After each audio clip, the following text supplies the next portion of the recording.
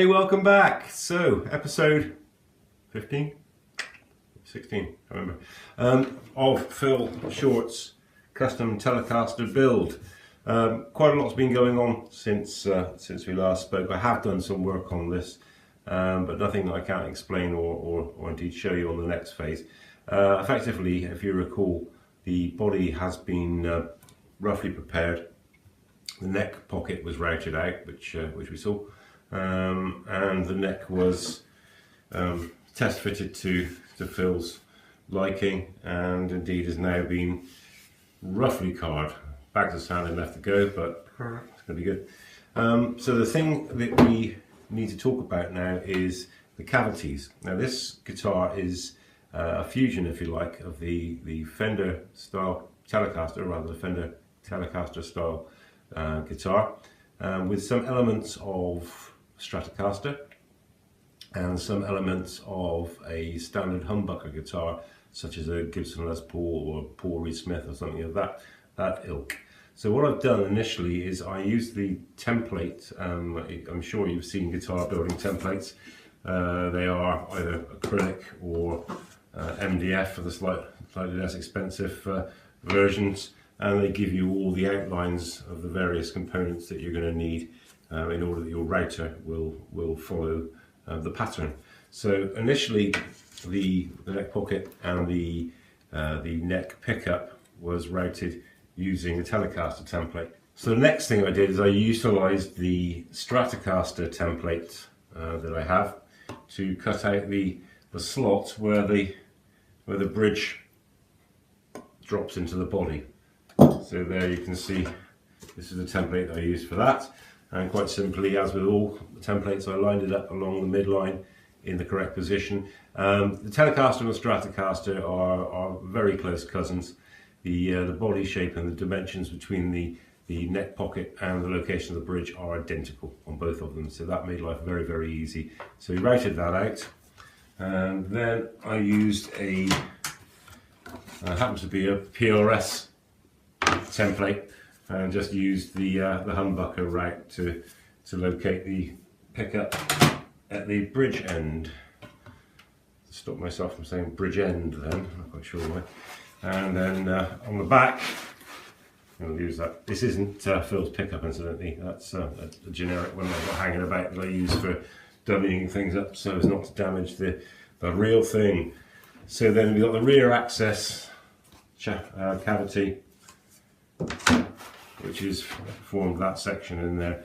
And without going into too much detail, dimensions and measurements, incidentally, I took them off of an existing Strat body that I had made previously but not used. Must get around to using that. So I literally took the measurements of the depths from that using the calipers. So in simple terms, what you do with your template, let's use that one for a second, is you pop it where you want it to be. Don't forget your center line. Pop it where you want it to be. Use the masking tape and super glue technique to pop it into place, and then get your router with one of these bearing bits on. So there's a bearing that spins around on the top of the cutting blade, and exactly the same width as a cutting blade. And as the blade runs around the template, the bearing will ride along the plastic and cut everything beneath it, hopefully without cutting the plastic. That's happened to me as well, so be aware of that. So we did that, and I feel a little bit bad because I think you should have potentially sat in and watched that, but it's quite self-explanatory, and the next thing I'm going to do, I'll show you how to use the router if indeed you don't already know, which you probably should already know, is that I've popped a subtle round over just all the way around the back of the guitar. This guitar is having a round over on the back, and is going to be slab on the front, although there is going to be a very slight, obviously taking the sharp edge off. So this is a round over bit, exactly the same principle. There's a bearing that runs and it will cut that circular profile. So that was what I used, literally just offered it to the side of the guitar and ran it around, and that cut my round over to the back. So what I'm going to do now, which I will let you see, because otherwise this whole video is relatively pointless, is I'm going to put a round over on the front, but it's going to be very, very subtle. I certainly don't want to go any deeper than the wood of the top of the guitar, the flame maple top, but it does need to just have that sharp edge taken off of it, and I could do it by hand, but to get started with a very, very shallow round over is just going to make life a lot easier and make the finished job a lot more professional, a lot more consistent. So I'll get the router set up and show you how to do that.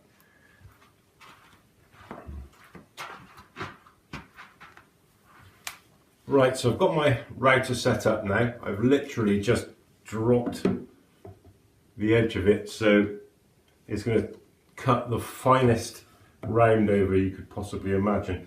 It really is just to take the hard edge off of it, and it will be sanded ever so slightly, but the idea is not to put a classic kind of strap type rounded edge on it. This is going to be a slab top. The back's a little bit more dramatic, but this is just to give the thing a little bit less of a sharp edge. And quite simply, all I'm going to do is run the router around the outside of the perimeter, and the bearing will touch the side of the guitar, and that curved profiling blade will cut the round over. So yeah, let's crack on.